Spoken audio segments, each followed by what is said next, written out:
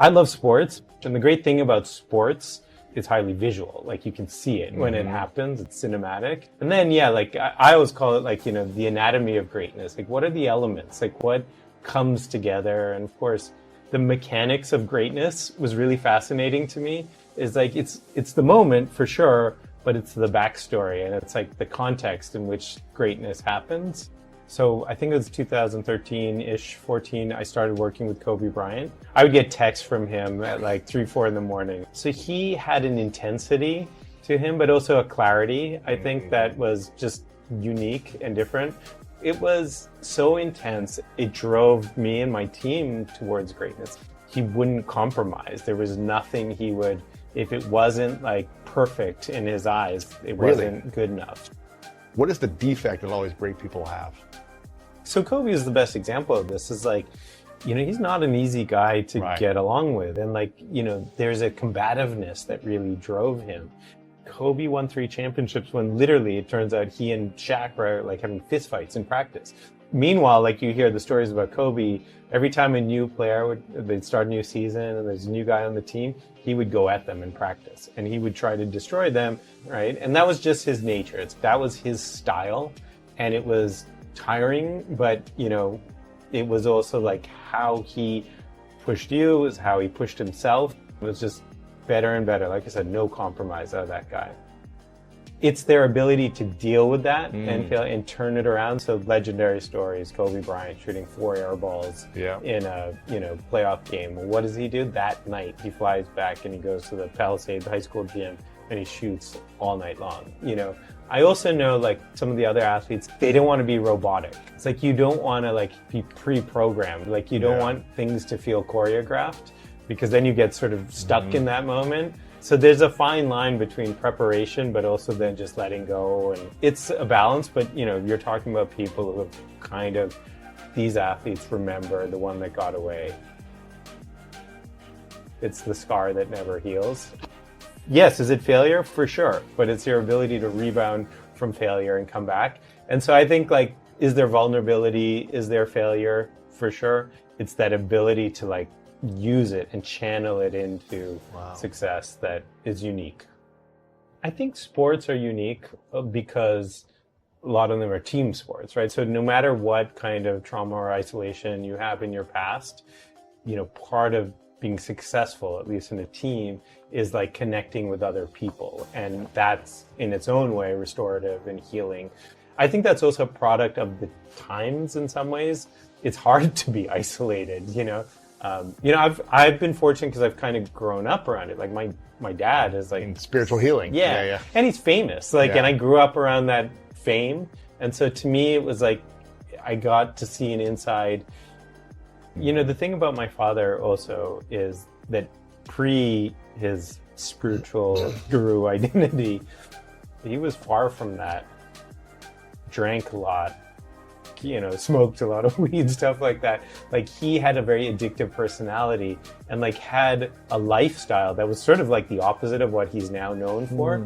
But his professional transformation, going from being a Western trained physician to like a healer or, Eastern sort of spiritual teacher, etc., it was underlined by like a personal transformation. Like he kind of had a deep dissatisfaction in his life. And I lived through that. I watched it. I remember when I was probably 8 or 9 years old and my dad was still like, he would work all weekend or he would work to the bone. He would come back, have 2 whiskeys or whatever, then pass out. And there were times like he fell out of bed and broke his nose. He was like so out of it. And like, so I remembered that version of my dad way before like the one that started meditating and all that sort of stuff.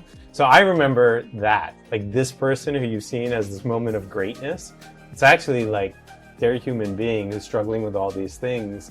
That makes it that much more admirable. I think for me, obviously a big transformational thing was like becoming a parent myself, because like suddenly like you see the world outside of yourself and you start to become more comfortable with who you want to be and who you eventually become.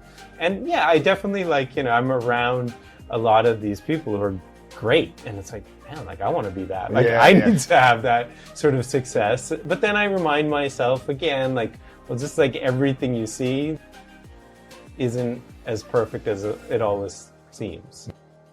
One thing I've learned also is like, be present. Like, I'm not that person who thinks about like my 5-year plan. I'm very in the moment. One, I love surrounding myself with, other great thinkers and innovators, so I love like doing this. I want to do more stuff with you. I think I've been an artist for so long, like focused like on one project. Now I get to be in a position where I get to be with other people. I get to like, help other artists, like give them a platform. Through our company, we're sort of identifying a lot of people who are really gifted. They just don't have access. And now we can help provide that. What resources can we bring in so that we can help people?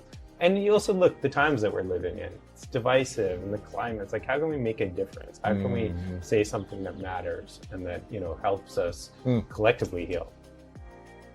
So imagine this is your final day on this earth. What would you say are your 3 truths you would share with everyone? 1, don't take yourself too seriously.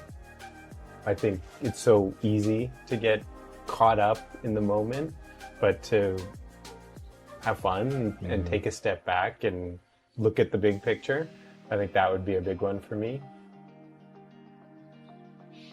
2, spend your time wisely. I feel like now looking back, I'm like, oh man, I wasted a lot of time doing a lot of things that just seemed important at the time but weren't of consequence. And then I think probably most importantly, especially as a father, this is something I talk about with my son a lot, is like, be of service. Like, what are you gonna leave behind? What are you gonna contribute? How are you gonna be, how are you gonna move the ball forward? And it's not about having the nicest car or the biggest house or whatever. Nobody cares at the end. That's not the stuff you remember. It's about like, how was I of service to the world? And again, I think we're living in a time, this is even more appropriate than ever. Like, how can I make a difference? Did my life matter?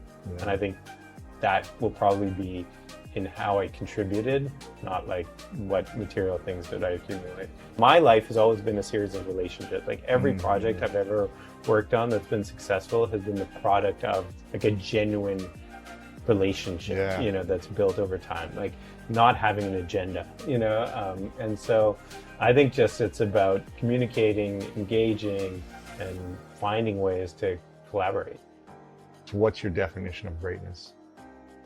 Being present, and I think, look, greatness in sports is about incredible performances, but it's about being present in the moment. I'm one of those people who's constantly on social media and checking my phone, and I remind myself all the time, especially like when I'm, with my son, or now I just got a new puppy, and one of my favorite things is in the morning, I wake up around 5:30, and I take the puppy out, and I leave everything behind. I'm just like with him, and that playfulness and that just like, being present.